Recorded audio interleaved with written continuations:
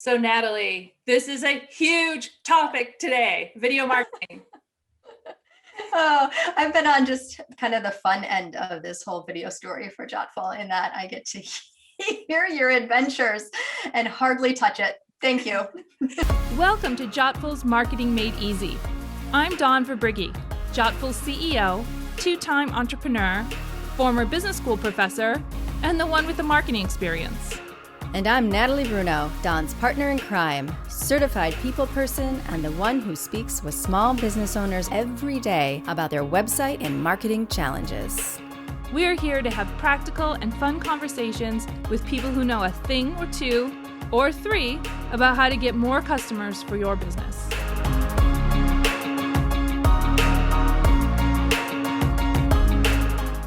You know, I think we should step back for a minute and talk about why we're even putting ourselves through what we're putting ourselves through in the first place. Good plan. Yeah. And there's actually just a ton of value in video marketing, and we see it at Jottful. And so we're really just trying to learn it and then talk to others about it and make sure that our customers and the people in our community understand all the different value here. But it really comes in a few different places. So the first is that YouTube is the second largest search engine in the world after Google. So Google obviously is a search primarily for text, but YouTube is a search for video, and it is the second largest search engine. That means that you can optimize video content for search the same way you would optimize your website or your blog content for search, which means that there are just so many more possibilities there. Because the barriers to entry for video are so much higher, right? You have to create all of the content, which is just a lot of work, and then publish it. A lot fewer people actually do video, which means that there are just so many more opportunities out there. So search is one of them. Another one is paid advertising, and we're doing some of that at Jottful. And just what we found is that the price per click for paid advertising is far lower on YouTube, or I presume on Facebook, although we're currently only doing YouTube, than it is than other channels are. So for example, Google search ads is far more expensive than YouTube ads, even though both of them are run through Google. So again, that just stems from the fact that fewer people are doing video, right? It's just harder to do video. And then, the third area is just the engagement rates on video. So Facebook, for example, on Facebook video, people are 2 to 3 times more likely to engage with video than they are to engage with a post that has static content in it, and 20 to 30% more likely to convert as a result of seeing video on Facebook than as a result of seeing your static post on Facebook. So the opportunity for video is clearly there. But I think for a lot of small businesses like ours, it's just really hard to figure out how it is to even get started with video. How much do you need to commit to actually do this well? I wish, one of the things that I wish about the whole video story for Jottful is that we had anticipated how challenging it was going to be and had somebody actually taking video of you trying to figure out the video in the future. That would be a really fun thing, even if it was super frustrating in the morning. Yeah, I mean, it really has been a trial and error process for us. And it's really been a process of testing things out, seeing if it works. When we, for example, publish an ad, do we get leads? Do we get customers? Yes, we do. So let's go and sort of take the next step. Let's upgrade our equipment, right? Let's do this more often. Let's take it to the next level. And I think, as we bring Dan on board, we'll talk a little bit about sort of that process of tiptoeing into video, right? And what can you do at the beginning that's, cheap and fast and easy, that allows you to test and see whether or not it's driving results for your business. And if it is, where do you go from there, and how do you take it to the next level? Yeah. So you want to read Dan in? Absolutely. So today we welcome Dan Bennett. Dan is a digital media freelancer, podcaster, and YouTuber.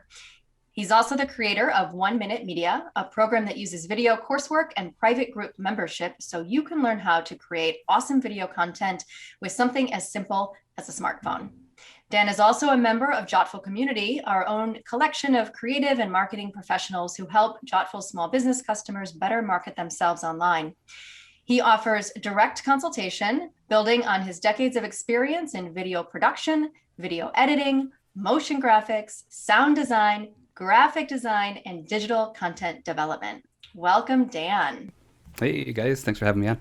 Thanks for being here, Dan. Excited. We have a lot to discuss. This is a huge topic for us. I know that it's a big topic for a lot of our listeners. And I think where we should start really is in terms of business objectives. So what are the things that video can help you achieve as a business? Why would you do video in the first place? Yeah, so I think one of the reasons that you absolutely should is because of the vehicle that video is. So I break down marketing to a lot of my clients as different vehicles: text, audio, graphics, and then video. And video to me is kind of like a hovercraft. It's the most versatile. It can go on land and rocks and snow and ice and all those things. And if you look at that as the vehicle that's going to take your story where it's going, it's Yeah, and we've talked about the fact that, I mean, you mentioned that video is basically, it's a media file, right? And there are all different applications for it. So we talked about how video is something you can use in order for people to become aware of you or to stumble across you when they're searching for something, because YouTube is a search engine for video, right? Video is also something that you can use in ads. I think it creates just this like sort of visceral personal connection in ads that are just, it's really difficult to replicate in a print ad, for example. So there's just a lot of different ways, as well as, I know, Natalie, you mentioned this before, a number of our customers are looking at doing explainer videos or something just really helps people understand what their product is and what the benefits of that product are. Yeah, absolutely. So Dan, there are so many variables to consider with video. There's script, there's visuals, there's audio. What is the most important, and what should you focus on if you're just starting out? I'm going to be the bearer of bad news and let you know it's all important. For anyone out Darn. For anyone out there who bakes, you know that baking is much different than cooking because it's science. And if you mess up even one ingredient, the cake might, fall flat. So it's all important. Different people thrive in different areas. Sometimes you got to reach out for help in a certain area.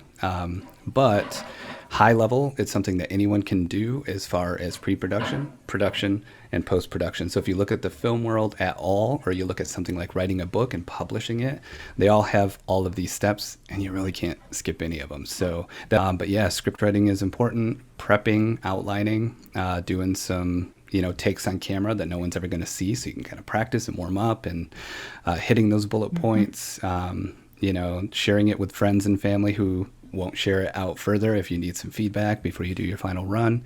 And then of course where it's going to go. We spend a lot of time with our clients figuring out where it's going to go before they ever shoot anything. Part of our coursework is shoot for the platform, so know where that video is going to live before you ever hit record. So yeah, a lot of variables, and they're all pretty important. So that last part, why is that important? So knowing how might that change how you're shooting, knowing the platform that you're shooting for? Yeah, great question. So the most straightforward answer is that a lot of videos going onto social media. So just really quick example, if you put a video up on Facebook, especially your Facebook business page natively, it's going to reward you if it's longer than 3 minutes, because Facebook is pushing to have longer form content, especially on business pages. If you take that same video that's say 3 minutes and 30 seconds long, and you go to put it on Twitter, they only allow up to 2 minutes and 20 seconds over on Twitter, so you're not going to be able to show your whole video. So knowing where it's going to live ahead of time is really, really important. And that brings me back to the point you guys made earlier, which is YouTube is the second largest search engine in the world. So it's not always the best way to do it. You got to look at what your end goals are. But if you host your video on YouTube and then use that link on social, it can live on Twitter and Facebook at the same time. And the trade-off there is that it is searchable. So even if you're not trying to be a YouTuber, you can put your video on YouTube, make sure you got great titles, thumbnails, descriptions, and then someone might accidentally find you because they're looking for a solution that you offer. I mean, maybe this is a good opportunity to talk a little bit about the process that we've gone through at Jottful, or just kind of the things that we've learned. And this sort of pre-planning is absolutely essential. So what is it that you're trying to accomplish? Are you trying to have people discover you, so you're going to push video out through social media channels? Or do you want to be available when people have search intent? So for example, do you want to create content specifically for YouTube? Or do you want to catch people's attention? If they're looking at something that's relevant, maybe you're creating an ad that will run at the beginning of a YouTube video. So once you decide what it is that you want to do, then you have to figure out how to get it made, right? So if you're doing it for search, you need to do a keyword analysis. What kinds of keywords do you want to show up on? And then use that to guide your script, which is the next stage, which is what you're going to say. And I could tell you, we do this all different ways. We've more recently hired a script writer who writes a very formal script. And I'll tell you that I read that script on teleprompter, and it was horrible. It was absolutely horrible. And it wasn't his fault. It's just that I'm not accustomed to reading on a teleprompter. It came across as really stilted. It didn't sound at all personal. And it just didn't work at all for Jottful's brand. So we actually threw that away, reshot it on a lower quality camera, no teleprompter, much more ad-libbing, less scripted, and it just feels a lot more personal. And Dan, can you speak to a little bit about this, like authenticity? How do you capture that authenticity without going overboard? Because here we tried to make it more professional, and I felt like we had to dial it back a bit. Yeah, more bad news coming. Oh, no. Repetitions. Get in front of that camera. Make those videos, even if they don't go public. Really get your practice in. If I'm doing an educational video on my YouTube channel, I am scripted and teleprompted, but I've done it hundreds and hundreds of times. If I'm talking more about storytelling or some business development or something like that, I'm a bullet point guy, and that's all I need just to keep me on track while I riff about the things I already know very, very well.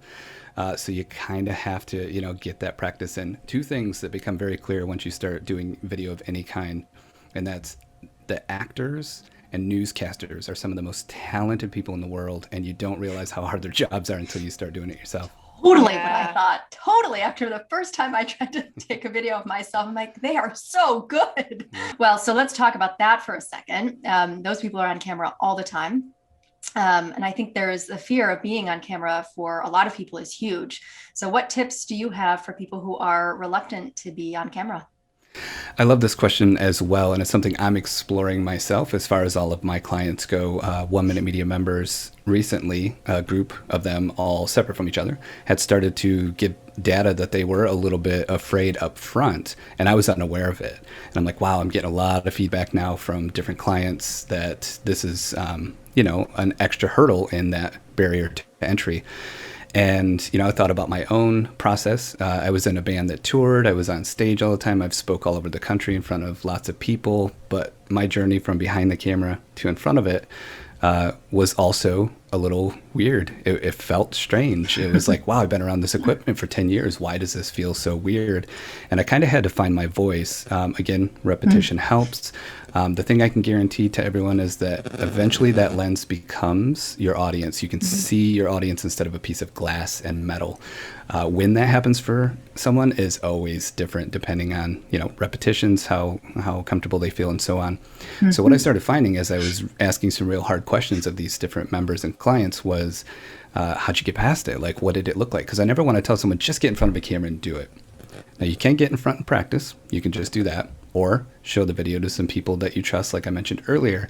But I don't want you to just get in front of the camera uncomfortable and then put stuff out just for the sake of it. So as I started asking these questions, I started identifying that everyone I came across, at least up until this point, has some kind of superpower already. So I have a coach client who is a professional photographer. It's not her main business, but she's shot photography for a long, long time. And I was like, oh, cool. So you already understand framing and exposure. You got that part down. Let's focus on the other stuff. And she was like, oh, wow, I never thought of that. I had another client who was a former actress, had been on TV and some movies and stuff like that. And I'm like, oh, you got performance down then. All we got to do is get your gear right.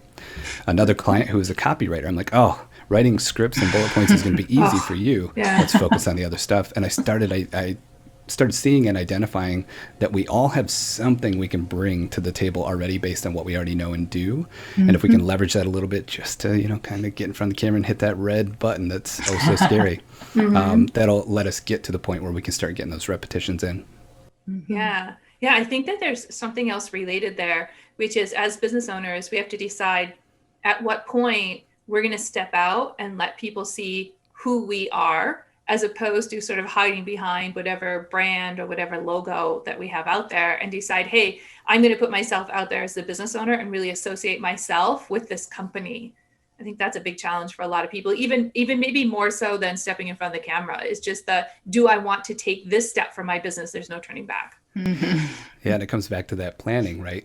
You can always plan and change later, but that planning part has to happen. And another super quick story, we had a 1 Minute Media member that took advantage of some free Zoom consults for onboarding in our beta program. And we jumped on a Zoom call, and me and my head of marketing at the time were on screen, and she still didn't have her camera on. And I was like, hey, we're ready to go. Just want to let you know your camera's not on. She's like, oh, I know it's not on. And we're like, oh yeah, totally respect that. Let's move forward. And throughout that call, we found out that she owned a gallery and had independent artists in her gallery. She's really proud of the fact that she contracted directly with artists and supported them, and the place was beautiful and all this stuff, and didn't want to be on camera. And I was like, oh, that's fine. Let's use your modern day cell phone that's got that built-in image stabilization, and just tour people around the space, show some of the art, maybe ask some of your artists who don't mind being on camera to selfie video and just tell a little bit about themselves. We can put all that together, and then your voice can just lay over top and your face never has to be seen. And she was delighted that we were able to find a way to make video where she didn't have to be on camera. So there's always really, unique ways that you can still put out your message, even if you're not ready yet for lights, camera, action. I like it. It's a great story. Yeah, I mean, it also relates to the fact that with video, there are just so many jobs to be done, right? There's the writing of the script, there's the voicing of it or the audio, there's music selection even, right? Which is a weakness for me. There's the actual on-camera talent, and then there's all the post-production stuff, which includes all the video editing as well as the promotion of that video, writing actual sort of pithy comments to go with the video when you post it on social media, instead of just publishing the video, which nobody is going to watch if there isn't some sort of introduction to it. So there's all those different steps. Am I missing any? And, how can we as like one-man bands actually do all this ourselves? Yeah. Or should we? Yes and no. I'm going to keep playing both sides. That's why people like me exist, right? So there's two kinds of ways. There's, I tried this and it's too much. Please do this. And then there's, hey, I know I need video because it's what's hot and it's what's working. So can we talk about it? Every once in a while, I have a client or a 1 Minute Media member who tries their hand at editing and loves it. It's rare, but it happens. Then there's people who are like, I got this, don't worry about it. And 2 weeks later, they're like, please take this off. And then there's people who are open to trying it, and don't mind. And then the last category is usually like, I already got too much going on, man. Here, I'll shoot, but you do that side. So if you are a DIY kind of person, if you love learning curves, it is totally doable. I actually have some clients that all I do is jump on once every couple weeks with them. They share their screen while they're editing. I show them how to do a couple things they're stuck on, and they keep editing. So there's a lot of different ways to do it. I would say if time allows, and every entrepreneur should have a good grasp of their time and capacity, try it. Play. There's free programs out there. You're not going to hurt anything by trying, but also be ready if you're going to dive fully into video to accept the fact that you might need a little help. And sometimes I help people for a couple months and then hand everything off as they learn, and that's worked out too. So just know there's some flexibility out there and people who want you to win. Yeah, I think what we do is we tend to just take the project and look at each individual project separately and say, okay, is this a project I can DIY? Or is this something where we should hire a professional to come in and help us out? So we created this e-course, for example. We DIY'd the whole e-course. I didn't need a script writer because I know that content cold. So I did like you did, what you suggested, Dan, was I just created bullet points and I just started talking from the bullet points, right? Very different from when we're doing an ad and we hire a script writer and we don't riff very much. We don't stray very much from the actual text. One of the big challenges I found is when you're trying to DIY, it's really difficult. Well, I mean, actually, technically, because of physics, impossible to be both behind the camera and in front of the camera at the same time. And so, we found a way, for example, to connect video to our laptop to the camera. So I was able to see what the camera saw, even while standing in front of the camera, which was great. But it didn't solve for the fact that I had to figure out how to light a human being that wasn't standing there while I was doing the lighting, right? Like those kinds of things are just really difficult to DIY. Yep, and there is a workaround for everything, but they're called workarounds for a reason. Oftentimes when I help people with gear acquisition, finding the right cameras, the right gear, what they're going to use, those workarounds are built into the consultation because I already know what's coming. So some of the smaller DSLRs that are great for the money got a little screen that pops up and faces you, and they're meant for vlogging, but that's great for creating YouTube videos and being able to see yourself, those sorts of things. Interesting. Then we have the pineapple effect, which is when you're using your cell phone, you want to use the good camera. That means the screen's not facing you. So I've had clients that put like a pineapple in place of where they are so they can pull focus and then go back around and sit down. And that object in for pineapple has been 100 different things over the years. So a lot of it is just kind of getting creative. If you have a youngster around that you trust, touching the phone and helping out. Every time I do my photos for my thumbnails for my YouTube channel, that's my girlfriend coming in and saving the day because I can't take my own photo while I'm holding gear and stuff like that. So yeah, finding workarounds, getting creative. And I've really also found, this gets a little bit more theoretical, but like if you can try to have a good time. Yeah. Everyone's version of that's different, but if you could try to have I've been trying, Dan. I've been trying. zen out, even if it's you drink your favorite tea during the time that you are having that stressful kind of setup time, just anything you can do to make it a little less irritating, because we all on this call have a love-hate relationship with technology, I know. So you know what, Dan, I think what it comes down to is in the end, I just had to recognize that the setup was going to take as long, and in most cases longer, than the actual filming, and just come to terms with that and just recognize it, and also establish a corner where I don't have to do all the setup from scratch every single time, right? Huge. I love that. 1 Minute Media started in real life by me doing setup in person. So home offices, brick and mortar offices, off to the corner, those sorts of things, because what I always want to get people to is eventually to a spot where all they have to do is just hit record. And not everyone has that capability, and I understand that space is limited, and a lot of us are working from home, which means we don't have big old offices and stuff all the time. But yeah, if you can dedicate a spot, even if, like in my case, you guys can't see it, but right off to my left is a tripod that never moves. And I know that this camera can go over there. I can zoom to 35 mil and I'm set up for my shot. So anything you can do to eliminate even 1 or 2 steps in those setups is super helpful. Yeah. I haven't been to your house in a little while, maybe since you have had this set up, but I am curious to see which portion of it is no longer existing because it's now a studio, Dawn. So I have so much equipment set up in my bedroom because it is the one place where I don't have to actually move anything.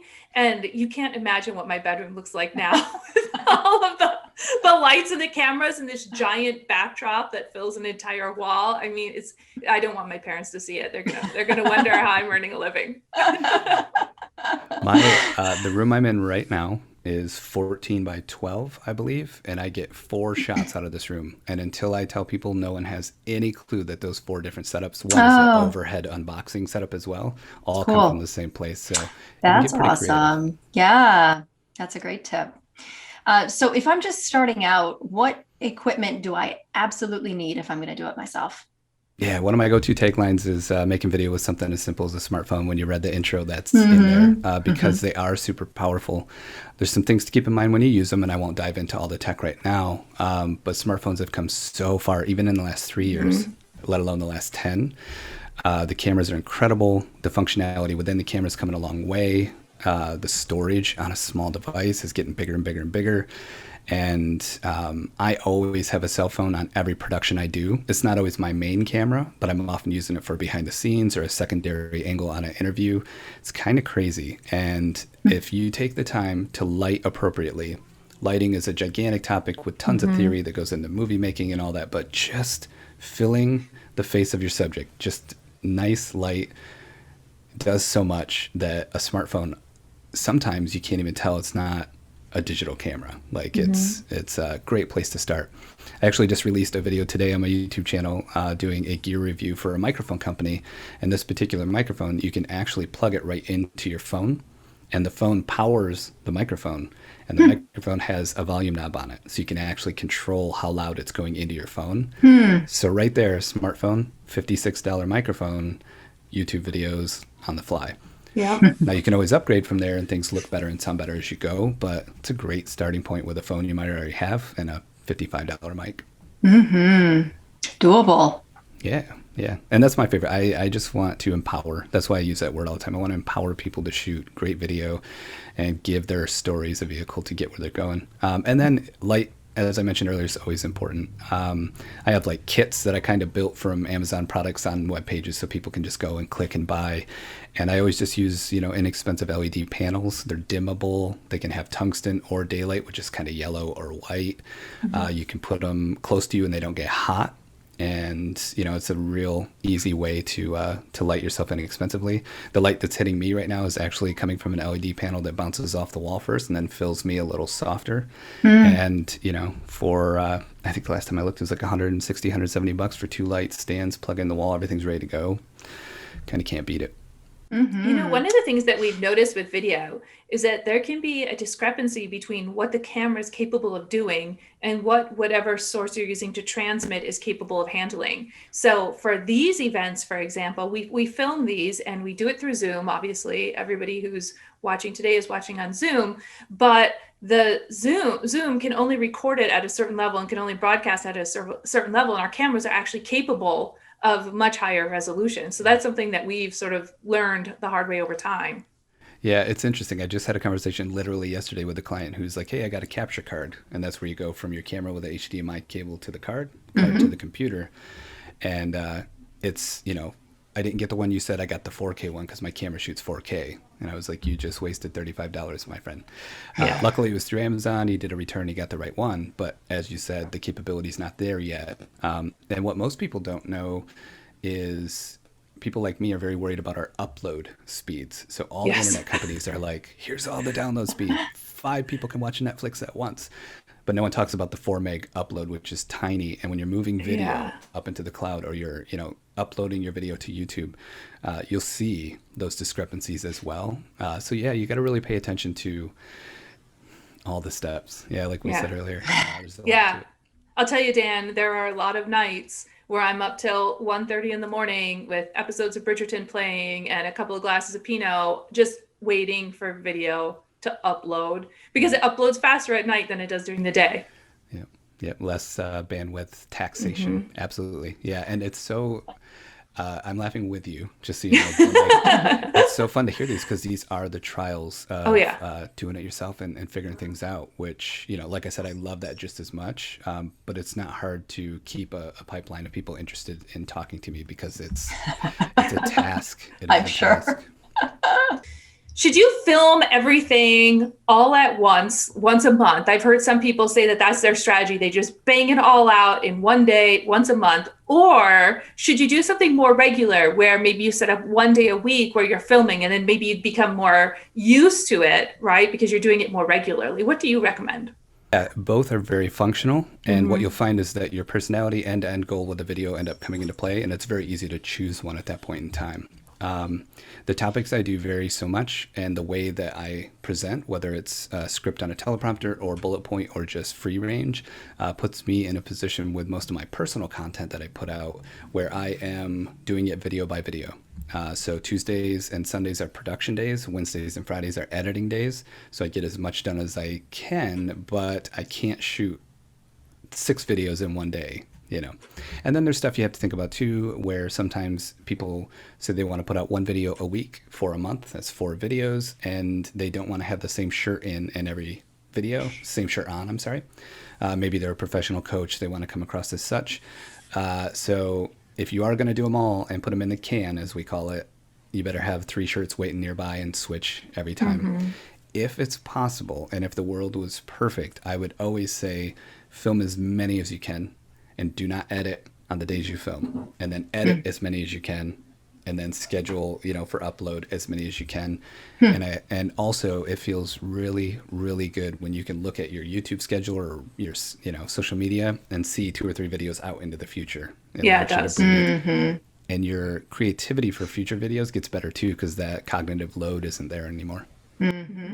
That's really living the dream when your social media planner is filled a few days out. As the person who does the social media, I can tell you that would be a dream. What are the the biggest or the most common mistakes that you see people making when they're just starting out? All right, so here's one. I'm a watchdog for bad information as well, and there's a lot of it out there because most people who are in the realm of being able to either be hired for video or teach what I teach are helping videographers. They're helping video production companies get more clients. They're helping videographers shoot more intricate and cinematic video. There's not a lot of people doing what I'm doing, which is helping business owners shoot great videos. So when bad information goes out, I'm one of those guys that'll be like, don't listen to that.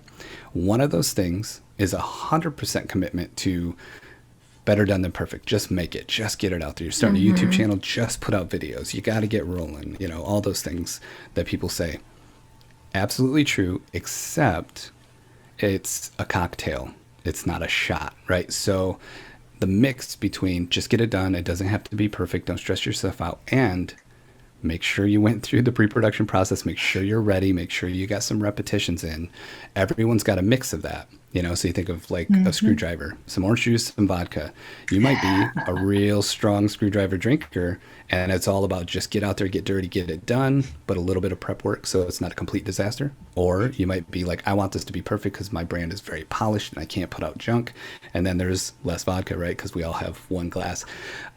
So I definitely am all about just doing things, getting rolling, getting your repetitions in. But then maybe curbing that with that, watching your videos back, testing people you trust watching them, and all that kind of stuff mixed with what we've been talking about, which is scripting, bullet pointing, making sure you're ready, doing 2 or 3 takes if you weren't comfortable with the first one, all of those things. So I like a good mix of both. And I think that going hard one way or hard the other is where a lot of people trip up. Mm-hmm. I've read that, you know, if you have to compromise in one area, or if there's something you should really focus on, that people are more forgiving when it comes to video than they are when it comes to audio. So you want to make sure that people can actually hear what you're saying and understand what you're saying, or you're going to lose them altogether. Have you heard the same thing, Dan? Audio is king, because I can look at something that was maybe shot on a cell phone or is black and white or maybe grainy old footage. But if that voiceover is crisp and clear, I'm right there in the story with them. But if something's gorgeous and you hear the microphone rubbing or it's bad or the wind's blowing or something, it takes you right out. And what I've found is the focus for video that's different than when you have the ability to have an actor who knows their lines and shoot 50 takes of a certain scene is that, you know, although it's fun to tell those stories and to do that big grand thing, video is all about eliminating distractions. And that's why some of the things we go over in our coursework and stuff is very simple and straightforward. Your framing, your audio, your just eliminating distractions. You know, if I'm way up here and I'm doing a video and my head's cut off, someone might just feel a little uneasy about the shot, even if they don't know why, or if you're sinking way down, or if you're halfway off, or in a lot of Zoom calls I'm sure you guys have seen, if you're staring up someone's nose or looking from way up here, it's just distracting. So even though some elements of filmmaking can come into video as you get better and better, eliminating distractions, I think, is the most powerful thing you can do. And the best way to do that is just have a great mic and let us hear what you have to say clearly. What are some good resources for stock video, pictures, and music to use in videos? Yes. So for someone starting out especially, I would say anything that's got a membership, a monthly membership, instead of going full blast. One of the good ones is, and you guys are going to have to write this down, sorry, elements.envato.com, ENVATO, elements.envato.com. Very inexpensive monthly membership, tons of stock footage, and you can also get things like sound effects and music and all kinds of stuff on there too. Great starting point. On the other end, if you're doing it a lot for your company, or you're doing it for other people, then artlist.io, artlist.io, is full of artists who make music for video and film. So it's not just a bunch of songs, it's people who are creating it just for that purpose. And that's where I get, that's what I subscribe to because I do this for a living. So like I get tons of just really thoughtful and powerful music from there that doesn't just sound like corporate, you know, cool video music. Yeah. So those are two go-tos. Awesome. If I've got video content, how can I use it to market my business that isn't paid ads or constant social media posting? Is it just living on my website with some good SEO? that video is the most powerful pillar content. And by that, I mean, you could put together a 10-minute overview on something you know a lot about, and maybe that's behind your paywall because someone wants to learn that. Then you can take clips from that and make shorter videos that are maybe teasers to point at the paid or are informational videos you do put out on social. You can send the whole video in and get it transcribed for like 25 cents per minute. Get that transcription back. Now you have blog content, you have post content, Twitter content. You can also take just the audio out of your video and get rid of everything else. And now you have a podcast. So there's so many ways that you can use video. You just have to think of where are the people, where's my audience, and what do they prefer? And no matter what that is, there's probably a way you can use video to get there. Thank you so much, Dan, for joining us today. This has been really great information. Thank you so much. Well, that's a wrap. If you enjoyed this episode of Marketing Made Easy, please subscribe to Jottful's YouTube channel. That's JOTTFUL. That way, you'll never miss an episode. We'll meet you on the next one.